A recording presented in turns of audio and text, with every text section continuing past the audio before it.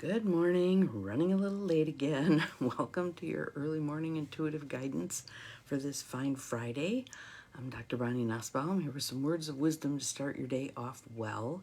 And we have a card deck that we haven't seen in ages, absolute ages. So we'll give it a minute here. There's Nancy. Good morning. You're the first one popping on today. Glad you are here. And this card is in actually my favorite color, green. Good morning, Catherine. Welcome, welcome, welcome, welcome. So everybody's starting to roll in. This is good. And I hope you notice I have my new glasses. So no longer am I missing a bow and looking totally lopsided. Good morning, Abigail. Welcome. Glad you're here. Glad you're here. So new glasses, new sweater. Well, new to me. And it's actually built like a poncho. So this is the coolest sweater ever. It's a Chico's brand, $3, $3.50 at a resale shop recently. So we're on a roll. Things are going good. Gotta grab a drink here. And let's do a little breathing to bring ourselves into the present moment and open ourselves up receptive to receiving this message. And I'm going to do a little preface with this message because this message has a whole different meaning these days than it would have had even 6 months ago. So, starting with the breath. In through the nose, out through the mouth. Good morning, Abigail. In through the nose, out through the mouth. Thank you, thank you, thank you. Feeling good today. I have a coffee date with someone. There's a new group they're forming, an advisory board, and they're asking if I would be a part of that. And I said, well, let's go do coffee and talk about that. Good morning, Gwen. Glad you're here. Names are rolling again and again and again. So those of you who are seeing your name roll again and again and again, know that there's something in this message for you. Good morning, Ruth Ann. We've got our West Coast contingency here bright and early. Glad you're here. Nice deep breath. And out. Good morning, Mel. Welcome, welcome, welcome. So for those of you just jumping on, got my new glasses yesterday. I actually can see something. This is awesome. So apparently it is now time for me to see. So our card deck for today, again, haven't seen this one in ages. Notes from the Universe on Abundance by Mike Dooley. Mike Dooley of Tut from the Universe fame. So if you don't get his daily Tut messages, check him out, Mike Dooley.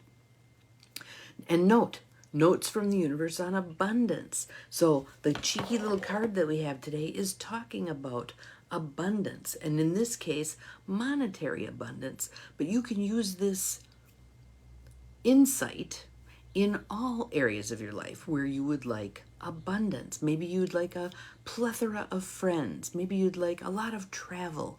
Maybe you'd like a ton of inner peace. Whatever it is that you want an abundance of, apply this principle to it, okay? Good morning, Carolyn. Welcome, welcome. Hello, Joe Neal. Glad you are here. Everybody popping in now. And we're up to my magic number 8. Gotta love it. So, Mike Dooley, couple breaths. Notes from the Universe on Abundance. And here is our beautiful picture for today. One of the things I love about these cards is the images are so gorgeous, absolutely so gorgeous. And that in itself, beauty opens us up, doesn't it? Beauty makes us go, ah. So, beautiful waterfall, and they like adding in these little orbs here and there, sparkly orbs, which I think are kind of cool. And again, I think the packaging is all about helping us receive the message. Again, in these days, we're being given an opportunity to see part of the message that we probably need to take a look at, okay? And I'll put my 2 cents worth in as we go. Surprise, surprise, right? Good morning, Beth. Welcome, welcome. So, and I hear the UP is digging out from some major snow. There was one place that was 46 inches of snow. Holy hell, you guys. I was complaining about 5.5 inches, yeah. 46 inches. I know Rapid River, where I lived, that's considered the banana belt, they had a foot of snow. I'm sorry, a foot of snow in 24 hours is a lot of snow. So hopefully you get some warm days coming up here and some of that melts. Of course, then you have to deal with the flooding potential, but we'll see what we get. So abundance of snow. So what I want to preface this card with is, many of us, you love waterfalls. Yes, since we have waterfall in the card and we may have waterfalls in the UP. What I want to preface this card with is, many of us, through religious training, through ethnic training, have been taught that money is not a worthy pursuit. Okay? You know, various Bible verses having been taken too literally with regard to that. My thing with regard to money is, it's what you do with it that matters. It's what you do with it that matters. If you use it to take advantage of other people, if you use it to lord it over other people, yeah, not a good. But look at it. It's a tool. It is a tool, no different than a hammer. You can turn a hammer into a weapon, can't you? What we can choose to use money for can be of a higher order, It's merely a tool. How we use it, how we wield it, is the issue. So hear this card from that perspective, all right? $1 million is a lot, only when you don't have it. With 10 million, 1 million can practically be overlooked and is therefore much less intimidating. Pretend that you have 10 million. To the bank, the universe. So I want to give you a couple of, and you're going to take whatever message you're going to take out of it, but I want to give you a couple of examples from the other end of the continuum that kind of make that same point, that it's about our perspective. It is about our perspective about all of this that makes the difference.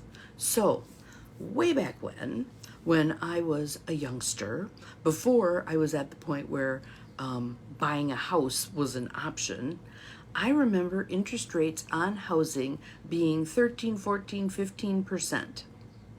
Hear that again, 13, 14, 15% on your house loan, okay? And at that point, did people grumble about it? Yes, but it was a matter of course because of the inflation that was going on. So that's what people paid when they could. That's what people paid. Gas prices. Have you watched what people do? They'll grumble about it when it goes up, but then somehow they adapt themselves to the gouging that goes on and come to a place of that being the norm, right? House prices. House prices are astronomical. My kid paid $450,000 for a cottage, a bungalow on a very busy street corner. I remember when buying the motel, it was my first time topping, it wasn't my first time topping 100,000 with a house, but it was my first time topping 100,000 to purchase a business. And going back and forth on that, feeling like that was a huge number. Now 100,000 gets you nothing. 500,000 may feel like that huge number to you. Notice what's happening there.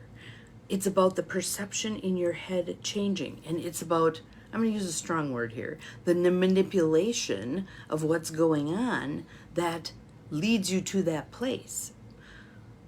What I take out of this card is twofold. One, it is important that we choose our perspective, that we don't allow our perspective to be manipulated by the market, that we choose our perspective. What do I feel about $450,000 for a bungalow? What do I feel about $100,000 for an empty lot? What do I feel about $75,000 for a new vehicle? I'm the one who gets to decide what I think of that. The other piece of that is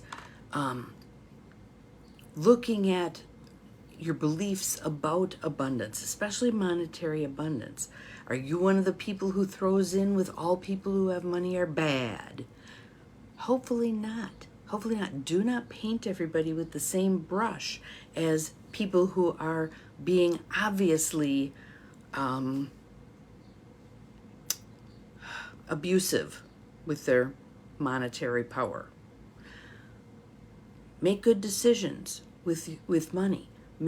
View money again as that vehicle. It's something that allows you, it affords you the opportunity to decide, what kind of person am I? A lot of money doesn't make a person bad. Whatever you had in your heart and soul to begin with, money will exacerbate. Power will exacerbate. We tend to view power, again, as one of those words where anybody who has money and power, we automatically look askance at them. Like, there are people with money, there are people with power who have healthy hearts and souls and are doing good, are supporting humanity rather than trying to tear humanity apart. So don't write off everybody who has money, power, business, etc. But take a look at, where is it running amok? Where is it running amok? And don't put your energy there. Focus on the aspects of money, those who are using their money, their power, their resources in ways that align with who you are as a person. Cool? Capiche? All right. I'd love to hear some comments. That would be great. Remember that your mindset is everything here. Your mindset is everything. Take some time to do a deep dive into your mindset. Where did you get your money mindset? Who said what, right? Maybe you heard in church, the love of money is money is the root of all evil. The quote actually is, the love of money is the root of all evil. And my belief is the intention behind that quote is, when you love money more than people, we have a problem. The money itself is not the problem. It's our attitude toward it. Cool? Have an awesome Friday. We'll see you again tomorrow. Remember, you're capable of far more than you think you are. Bye-bye.